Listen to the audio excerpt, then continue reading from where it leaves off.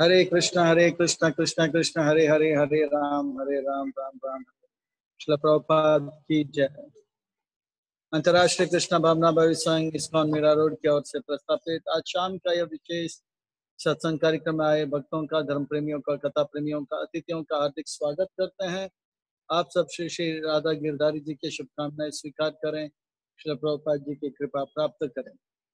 श्रील प्रभुपाद जी 1975 और 1976 के नजदीक उनके चर्चा हम श्रवण कर रहे हैं। ये जो है लीलाएं अब प्रभुपाद जी के अंतिम लीला के अंतर्गत है। प्रभुपाद जी पूरे विश्व में कृष्ण भक्ति का प्रचार, हरे कृष्णा एक्सप्लोजन कर रहे हैं, जो कि चैतन्य महाप्रभु की भविष्यवाणी है।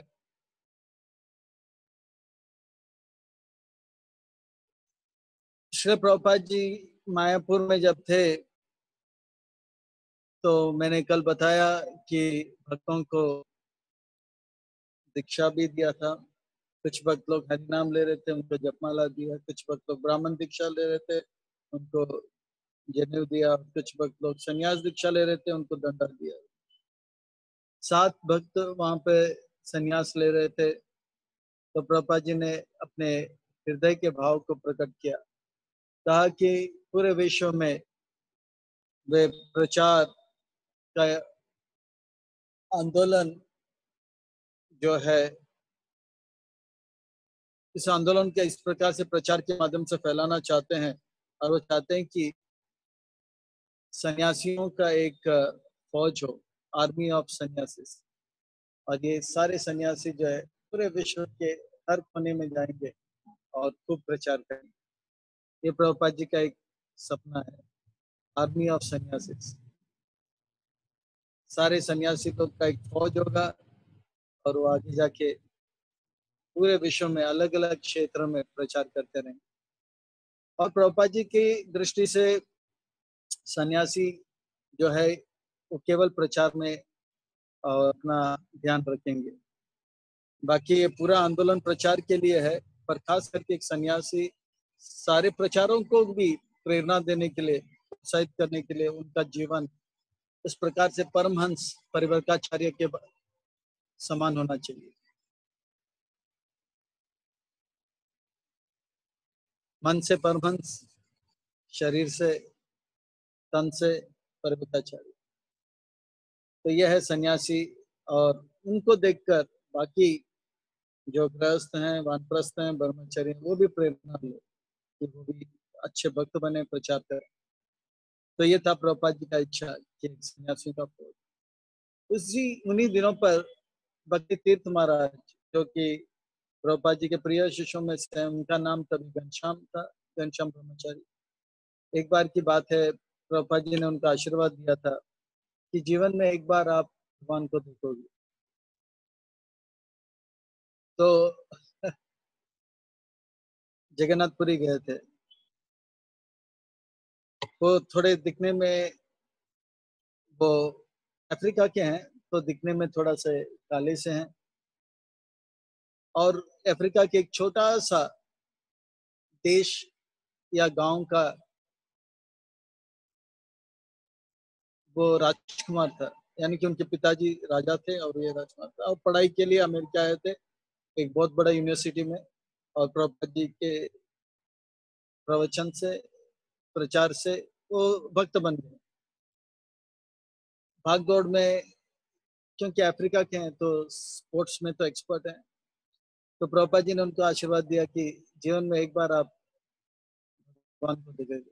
तो जगन्नाथपुरी गए थे भक्तों के साथ। तो जैसे आप सबको पता है, जगन्नाथपुरी में केवल सनातन धर्म से जो जुड़े हुए हैं उन्हीं को छोड़ते हैं, हिंदुओं को छोड़ते हैं, जैसे मुसलमान या और जातों को नहीं छोड़ते हैं। पर ये दिखने में एकदम काले थे, तो उन्होंने क्या किया, केरला के लोग भी काले होते हैं तो लुंगी पहनकर चले गए। तो उनके साथ और 2-3 भक्त थे, वो भी आगे आगे भीड़ में जा रहे थे तो सिक्योरिटी ने रोका, पर इनको देखा कि ये केरला का ही हो गया करके वो जगन्नाथ जी का दर्शन किया, बहुत भाव विभोर हो गए। जगन्नाथ, बलदेव, सुभद्रा, गरुड़ जी का सबका दर्शन करके वापस आए। फिर के उनको मन में इच्छा हुआ कि और एक बार मैं दर्शन करता हूँ, तो फिर से वो गए। तो इस बार जब गए वही लुंगी पहनकर, तो बोला अरे ये ये साउथ इंडियन तो नहीं है, ये अफ्रीकन अफ्रीकन है। तो पूछा नाम क्या है, तो मुंह खोला नहीं, क्योंकि मुंह खोलेंगे तो पकड़ में आ जाएगा। तो फिर हम जल्दी जाने आगे जा रहे थे। तो जैसे आगे जा रहे थे सिक्योरिटी आवाज लगाया, जी आदमी को रोके, आदमी को रोके। तो अंदर जो पंडा लोग थे वो देखा ये बहुत ही काला काला सा, ये भारतीय नहीं हो सकता, तो उसको पकड़ने गए थे। तो अभी उनको पता लगा कि अभी वो पकड़ में आ जाएंगे तो मार खाएंगे, क्योंकि पंडा लोग भी गुस्से में रहते हैं, पूरा मंदिर को धोते हैं। अगर कोई मुसलमान आ जाता है पूरा मंदिर धो देते हैं। तो वो पीछे मुड़ के भागे तो भागे, गेट के बाहर एकदम स्पीड से भागे। और वो अफ्रीका के थे और उनका जो रनिंग था बहुत फास्ट था। इतना सिक्योरिटी, लोग, पंडा सब पकड़ो पकड़ो करके भागे, एकदम धूम लगा के भागे। कम से कम 2 किलोमीटर फुल स्पीड भागे, कोई पकड़ नहीं पाया। फिर उनको याद आया, पापा जी ने कहा, आशीर्वाद दिया था, जीवन में एक बार भगवान का दर्शन करो। तो दूसरी बार गया तो इस प्रकार से उन्होंने प्रभुपाद जी के आंदोलन को बढ़ाने के लिए अ, ये जो कम्युनिस्ट होते हैं, आप जानते हैं कम्युनिस्ट कौन है? सामान्यवाद, जो धर्म को मानते नहीं है, जो एकदम नास्तिक होते हैं। सामान्यवाद यानी कि सबको एक जैसा समान देना चाहिए, कोई अमीर हो या गरीब हो, सबको केवल 2 चपाती। कोई एकदम पतला हो उसको 2 चपाती, जो मोटा उसको 2 चपाती। तो सामान्यवाद। और वो लोग धर्म को मानते नहीं है, धर्म को मानते नहीं है। और धर्म का प्रचार जैसे जैसे चाइना हो गया, यूएसएसआर हो गया, ये सब पहले बहुत सामान्यवाद को मानते थे और बहुत नास्तिक थे।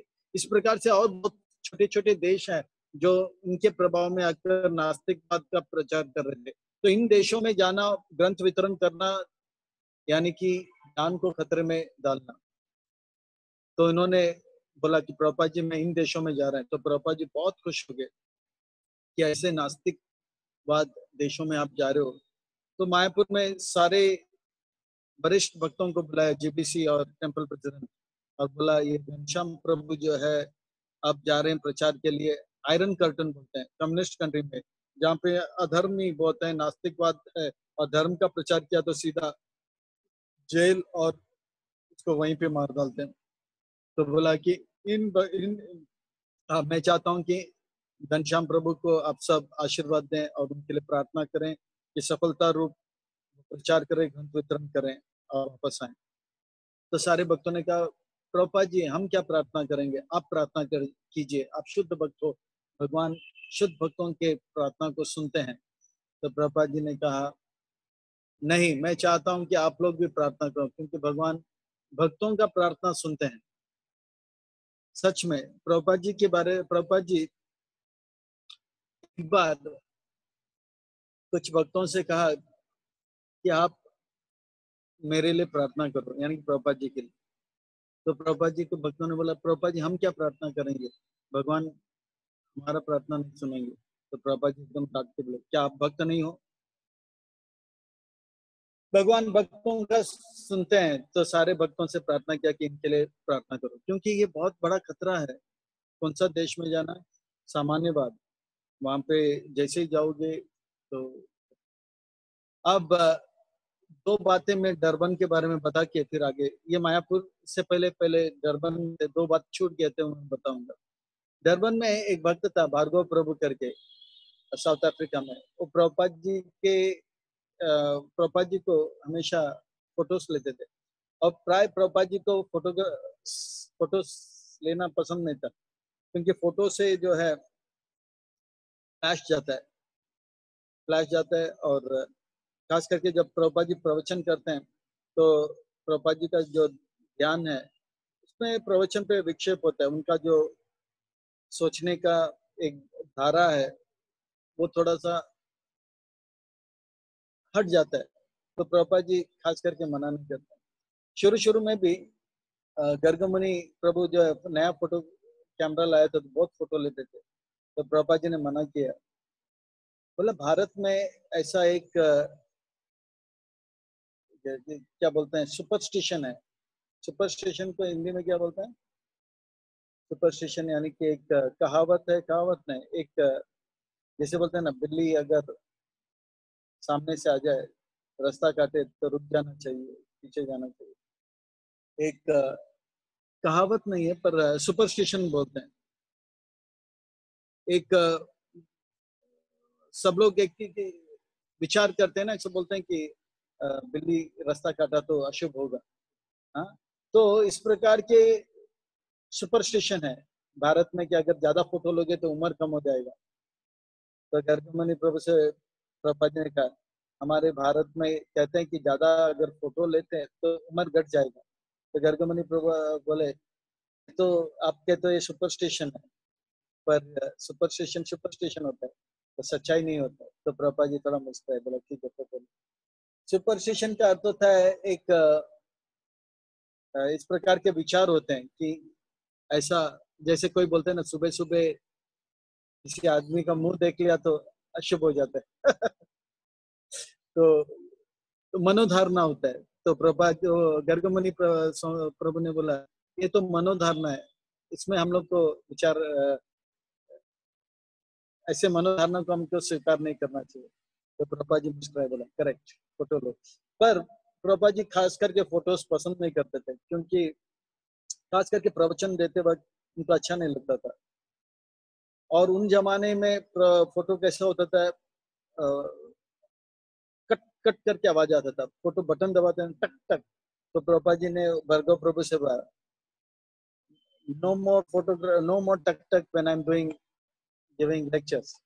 तो फिर भार्गव प्रभु पुराना कैमरा छोड़कर नया कैमरा लाया, और वो थोड़ा अच्छा था, पर उसमें भी सब सब करके आवाज आता था। तो प्रभुपाद बोला, वो दो तीन बार लिए, फिर अगले दिन प्रवचन से पहले बोला, नो मोर सब सब when I am doing lecture. फिर भी इनसे रहा नहीं गया, वो बोला कि प्रभुपाद जी आए हैं तो लाइट्स वाइट लगा के बहुत किया। प्रभुपाद जी प्रवचन के बाद थोड़े गुस्से से देखे। अब भार्गव प्रभु अपने से बोले, प्रभुपाद जी मैं बहुत बड़ा बेवकूफ हूँ कि आप मना कर रहे हैं फिर भी मैं फोटो ले रहा हूँ। तो प्रभुपाद जी एक भाव में आ गए और कहा कि अगर आप बेवकूफ बेवकूफ हो, if you are a fool then go away from me, तुरंत अगर आप बेवकूफ हो तो मुझसे दूर चले जाओ। और ये बहुत भावुक था, एकदम से उसके जो दिमाग जो है काम करना छोड़ दिया। प्रभुपाद जी ने मुझे जाने के लिए कहा, जाने के लिए कहा, सीधा कैमरा को है अपने कमरे में रख दिया, मंदिर छोड़ के चला गया। शाम को या दोपहर को 3 बजे निकला, निकला तो निकला 10 बजे तक रात को पागल की तरह चलने लगा। बोला प्रभुपाद जी ने मुझे छोड़ने के लिए बोला। फिर बाद में 10 बजे के बाद वो सोचा, हो सकता है प्रभुपाद जी कहे पर नहीं चाहते हैं कि मैं छोड़ूं। तो मंदिर में दर दर के फोन किया, मोबाइल का जमाना नहीं था, फोन का जमाना था, पैसा डाल के फोन किया, क्या मैं आ सकता हूँ मंदिर में? तो बच्चों ने बोला कहाँ पे हो? प्रभुपाद जी ढूंढ रहे हैं आपको। और बता मैं ये इलाके में हूँ। तो फिर उनको ढूंढते ढूंढते 3 बजे तक वो वापस आए। तो सुबह प्रभुपाद जी ने पूछा, कल रात के प्रोग्राम में आप क्यों नहीं थे, फोटो लेके निकले? प्रभुपाद जी आपने कहा कि मुंह नहीं दिखाना। तो प्रभुपाद जी बोले, अगर मैंने कहा जाने के लिए, इसका अर्थ ये नहीं कि आपको जाना चाहिए। पहली बात तो मैंने अगर जाने के लिए कह भी दिया तो भी आपको जाना नहीं चाहिए था, क्यों गए आप? तब उसको बहुत दुख लगा कि मैं प्रभुपाद जी को बहुत दुख दिया। तो उसी दिन शाम को और एक प्रोग्राम में और एक फोटोग्राफर था, वो भारतीय था। वो भार्गव प्रभु से बोला, कल शाम को आप कहाँ पे थे? प्रभुपाद जी बहुत ढूंढ रहे थे, पेरिस भार्गव। तब उनको मन में दो विचार आए, एक तो प्रभुपाद जी उनको बहुत चाहते हैं, पर दूसरा विचार आया कि मैंने प्रभुपाद जी को कष्ट क्यों दिया। कहने का तात्पर्य यह है, प्रभुपाद जी नहीं चाहते हैं कि कोई भी भक्त इस्कॉन को छोड़कर चले जाए, क्योंकि उनको मालूम है एक बार भक्तों का संग छूट गया, भक्ति छूट गया। तो भक्ति भक्तों के संग में होता है, और खास करके ये देश में, जहाँ पे डरबन जैसे देश में, तो यहाँ पर ये ये जो है बात, मुझे थोड़ा सा डरबन के बारे में बताना था। और एक बात था डरबन के बारे में, एक बार एक भक्त ने पूछा, श्रील प्रभुपाद आपके जाने के बाद, यानी कि आपके जाने के बाद, आपका लीला संपन्न करने के बाद, आपके अंतिम लीला होने के बाद, ये जो संस्था है इसका क्या होगा? क्या होगा बोलने से पहले प्रभुपाद जी ने बोला, आई विल नेवर डाई, मैं कभी मरूंगा नहीं। आपके मरने के बाद संस्था का क्या होगा? होगा बोलने से पहले बोला, आई विल नेवर डाई, मैं कभी नहीं मरूंगा, मैं अपने किताबों में हमेशा जिंदा रहूंगा, जब तक ये किताब रहेंगे तब तक मैं जीवित रहूंगा। यानी कि प्रभुपाद जी के जो ग्रंथ हैं, प्रभुपाद जी के ग्रंथ में प्रभुपाद जी अभी भी जीवित है। बहुत सारे भक्तों का ये अनुभव है, उनके मन में कुछ परेशानी चल रही है, प्राय मैं कुछ भक्तों को जानता हूँ, उनके पास जाएंगे मन के विचार लेके, वो सीधा से भगवत गीता या भागवतम लेंगे और कोई भी पेज खोलेंगे और बोलेंगे आपके मन में विचार क्या है, और उसके अनुकूल कुछ बात जो है प्रभुपाद जी तात्पर्य से हमें प्राप्त हो जाता है। मान लो कोई व्यक्ति को बहुत क्रोध आ रहा है, तो मान लो मेरे पास आया, तो मैं सीधा भगवत गीता उठाता हूँ, बोलता हूँ पन्ना, उस पन्ने में क्रोध के बारे में लिखा होगा, प्रभुपाद जी कहेंगे, और क्रोध को कैसे नियंत्रित करना उसका भी वर्णन आ जाएगा।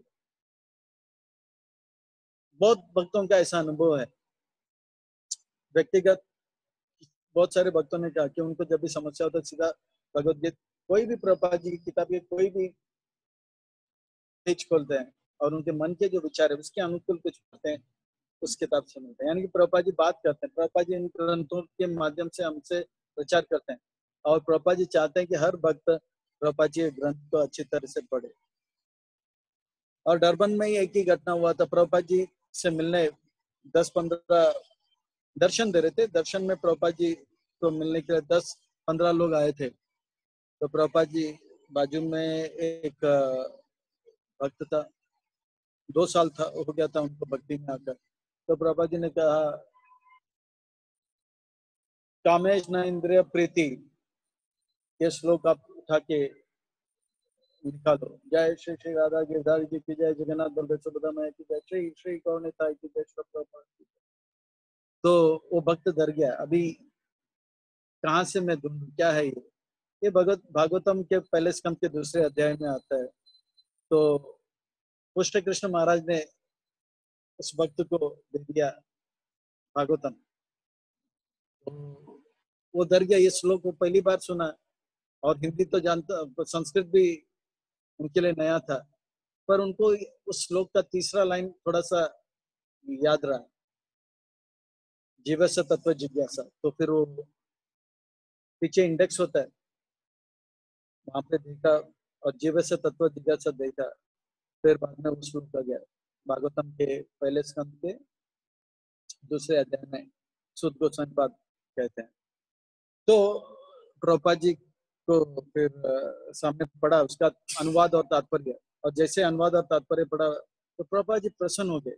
यानी कि प्रभुपाद जी चाहते हैं कि उनके सारे भक्त ग्रंथ पढ़ें और अध्ययन करें और उन्हीं ग्रंथों से और उनको प्रचार करें। तो ये बहुत जरूरी बात है जो मैं आप सबको बताना चाहता था। फिर यहाँ से डरबन से प्रभुपाद जी आए मायापुर, मायापुर का मैंने कल जिक्र किया। फिर मायापुर से प्रभुपाद जी अलीगढ़ गए, अलीगढ़ में एक जगह पर आए प्रभुपाद जी, वहां पे एक, अलीगढ़ जो है वृंदावन के नजदीक है, प्राय अलीगढ़ में मुसलमान लोग ज्यादा होते हैं, पर एक बड़ा सेठ था, उनका नाम था सुरेंद्र कुमार सहगल। ये सहगल जो था बहुत बड़े धनाढ़ सेठ था, और उनके पास बहुत बड़ा कंपनी था और धनाढ़ व्यक्ति था। उन्होंने प्रभुपाद जी का बहुत खूब अवभगत किया और बहुत बड़ा पंडाल प्रोग्राम जिसमें कम से कम 7,000 लोग आए थे। खूब कीर्तन हो रहा था। प्रभुपाद जी के आने से पहले भक्त लोग कीर्तन कर रहे थे और उस कीर्तन में सब लोग झूम रहे थे। प्रवचन सब होने के बाद प्रभुपाद जी सहगल के घर पे ठहरने के लिए गए थे भक्तों के साथ। सहगल जी जो थे, सुरेंद्र कुमार सहगल जी, वो तो धार्मिक थे, पर उनकी पत्नी, धर्म पत्नी जो थी, बहुत बड़े कृष्ण की भक्तिन थी। तो उन्होंने अपना मंदिर बताया। तो प्रभुपाद जी ने उनका मंदिर को देखा, अच्छा लगा। प्रभुपाद जी ने कहा, पर आपके मंदिर में कृष्ण अकेले अकेले क्यों है? कृष्ण कभी अकेले नहीं होते हैं। कृष्ण हमेशा राधा रानी के साथ। राधा रानी कहाँ है? तो साइकिल की पत्नी को बताया, राधा कृष्ण को अकेला कभी मत रखो, राधा रानी को भी साथ में रखो। प्राय कृष्ण, इस्कॉन की कोई भी बुक देखोगे, आप कृष्ण को कभी अकेले नहीं देखोगे। कृष्ण या तो राधा रानी के साथ होंगे, या भक्तों के साथ होंगे, या मोर या गाय इनके साथ होंगे। कभी अकेले नहीं होते। कृष्ण कभी अकेले नहीं होते, हमेशा भक्तों के साथ होते हैं। तो प्रभुपाद जी ने खास बताया, कृष्ण को आप अकेला क्यों रखे हो? तो साइकिल की पत्नी को ये टिप्स देकर, ये बहुत महत्वपूर्ण पॉइंट है, जो गौड़ीय वैष्णव सिद्धांत के अनुसार कृष्ण को कभी अकेले रखना नहीं चाहिए। और ये जो समय अब चल रहा है, अब 1976 अप्रैल प्रभुपाद जी वापस वृंदावन आते हैं, फिर वृंदावन से मेलबर्न आते हैं। अब प्रभुपाद जी जहां जहां जाएंगे, वो सब लगभग आखिरी बार जाएंगे, क्योंकि ये प्रभुपाद जी का आखिरी यात्रा होगा विश्व का। मेलबर्न में आते हैं प्रभुपाद जी। मेलबर्न ऑस्ट्रेलिया में है। और जब प्रभुपाद जी ऑस्ट्रेलिया में आए, तो ऑस्ट्रेलिया में जो पत्रकार है पूछा, स्वामी जी पिछले साल भी आप आए थे ऑस्ट्रेलिया में? प्रभुपाद जी 6 बार आए थे, ये छठा बार था। स्वामी जी आप पिछले साल भी आए थे, पिछले साल मेलबर्न में बहुत बड़ा मंदिर का उद्घाटन था, रथ यात्रा भी हुआ था। आप पिछले साल भी आए थे, इस साल क्यों इस बार क्यों आए हो? फिर से आप क्यों आए हो? तो प्रभुपाद जी का जो उत्तर था, बहुत ही खतरनाक था।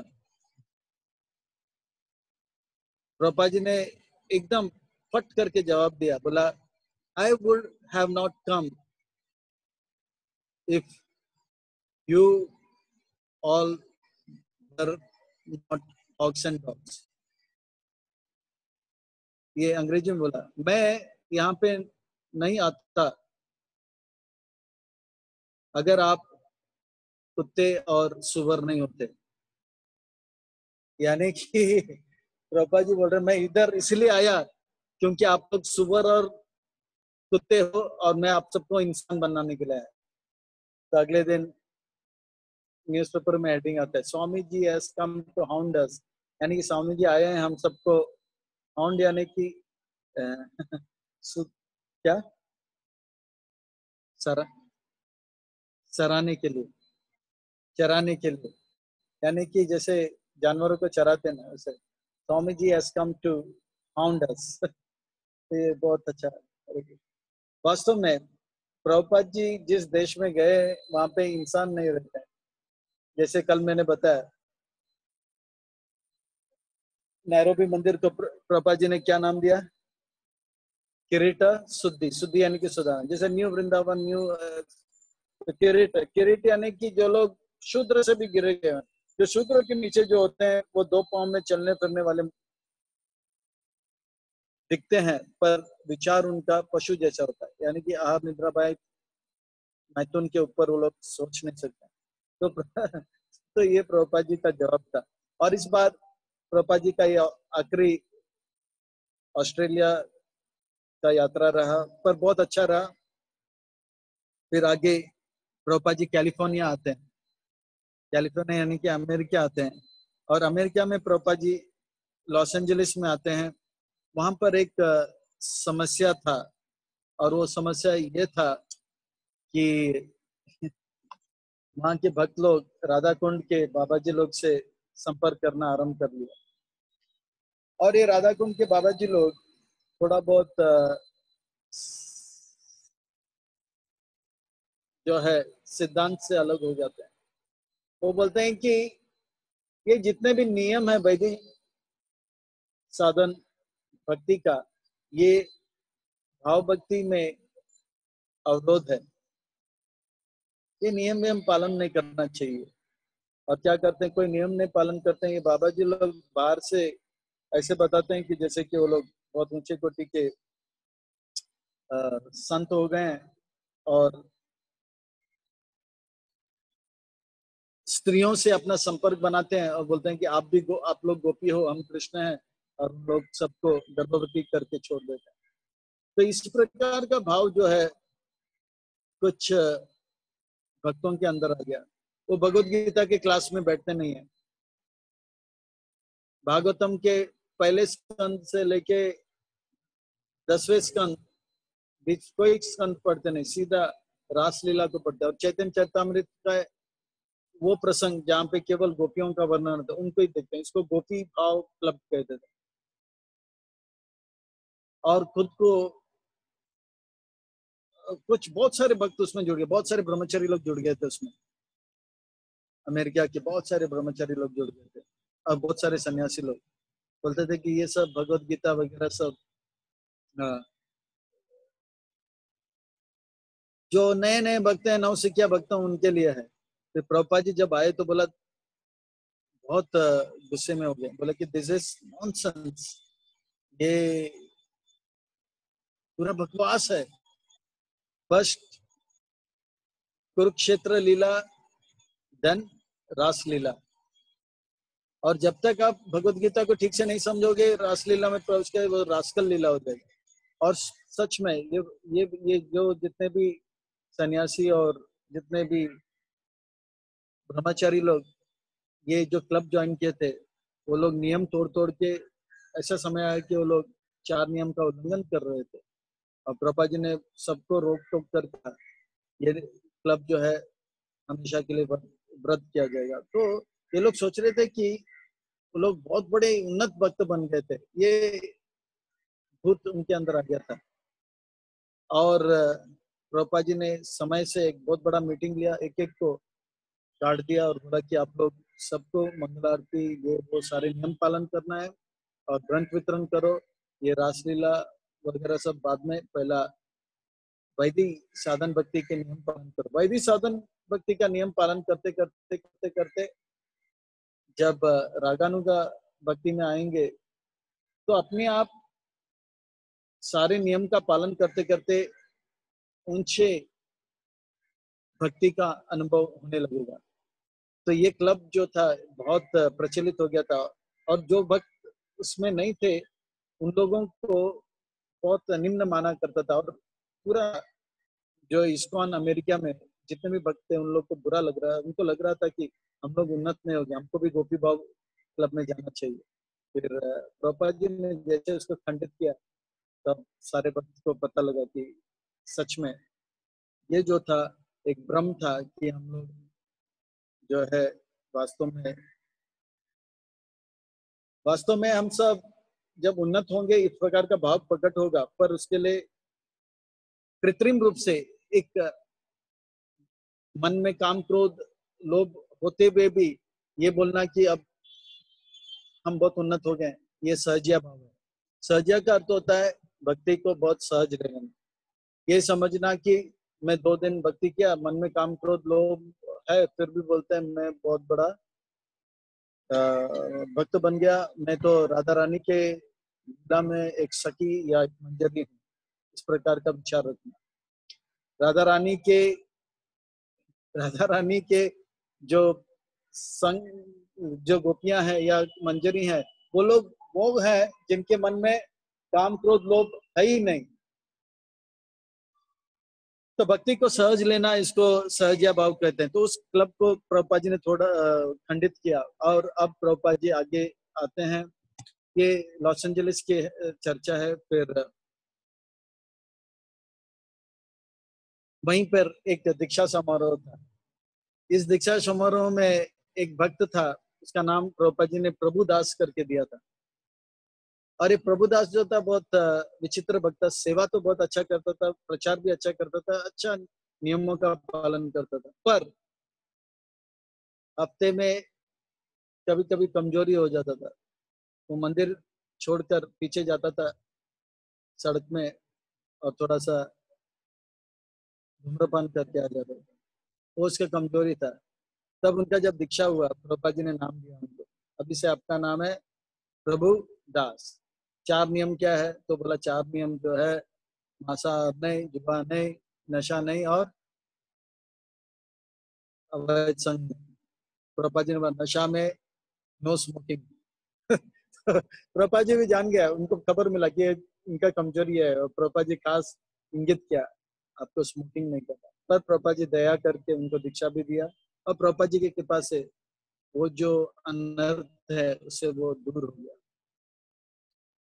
अनर्थों का जो अनर्थों से जय तब होता है जब गुरु का कृपा होता है, तो ये अनर्थ से वो जय भी हो गया।